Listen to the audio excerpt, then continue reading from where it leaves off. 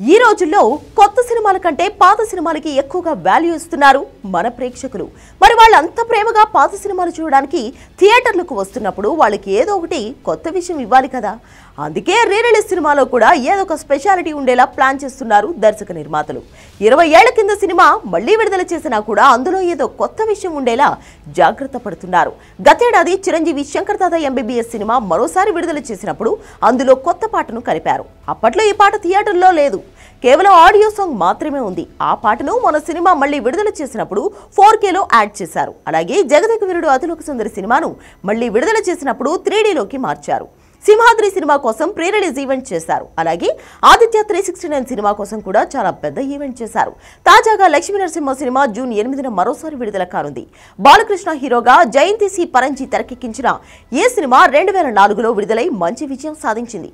అప్పుడు సంక్రాంతికి వచ్చిన ఈ సినిమా వర్షం, అంజయ్ సినిమాలతో పోటీపడి మరీ విజయం సాధించింది.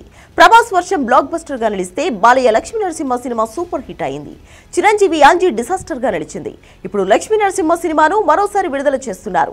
జూన్ 10న బాలకృష్ణ పుట్టినరోజు సందర్భంగా ఈ సినిమాను థియేటర్లలోకి తీసుకొస్తున్నారు.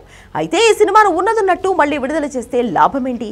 అందుకే బాలయ్య పుట్టినరోజు సందర్భంగా ఒక స్పెషల్ సాంగ్ రికార్డ్ చేయించారు. బాలకృష్ణ బ్రాండ్ అంటేనే వెంటనే అందరికీ గుర్తొచ్చేది మ్యాన్షన్ హౌస్. తన అన్స్టాపబుల్ షోకు ఇదే promotional adviser and brand ambassador.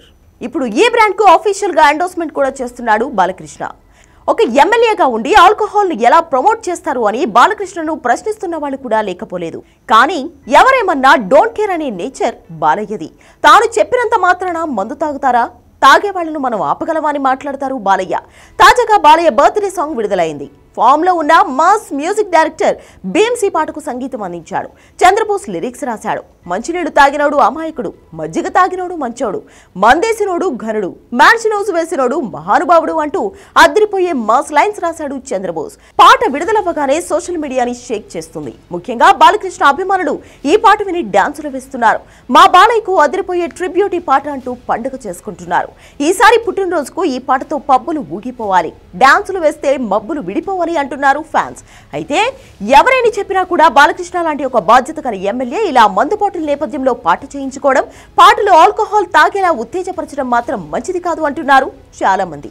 మరి దీని మీద బాలయ్య రియాక్షన్ ఎలా ఉంటుందో చూడాలి.